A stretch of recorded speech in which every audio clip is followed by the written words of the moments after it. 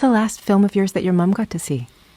It would have been Avatar, Way of Water. Wow. Yeah, she just died recently. Oh, I'm sorry for your loss. Yeah, well, it's expected when people are in their 90s, but you're still never ready for it. Here's an interesting thing. I talk a lot about Avatar coming from a dream I had of a bioluminescent forest. I was the character in that. I was all in POV. She had a dream about a 10-foot tall blue woman. And I said, oh, that's kind of interesting. She said, would you draw that? And I said, yeah, sure. So I actually did a painting of a 10-foot tall blue woman. And, you start putting the pieces together. It's like it starts to add up, right? Wow. Oh, that's incredible.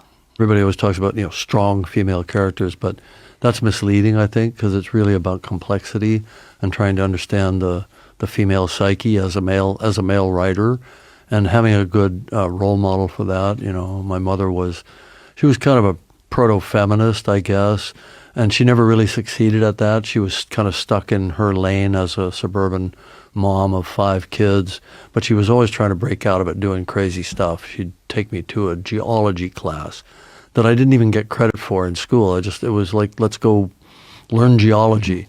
Once she came home in an army uniform with a rifle because she'd joined the Army Reserve. She didn't ask my dad, turned into a giant fight, but it was like always trying to push that boundary. Plus, she was an artist. So I think, that's a prototype for me in my life. And then for some reason, I've always, been attracted to strong women who, are doing something interesting, or somebody that I can learn from, just the lessons of life, so to speak. And that's always been the case. So I think that all of that's being reflected in the writing as well.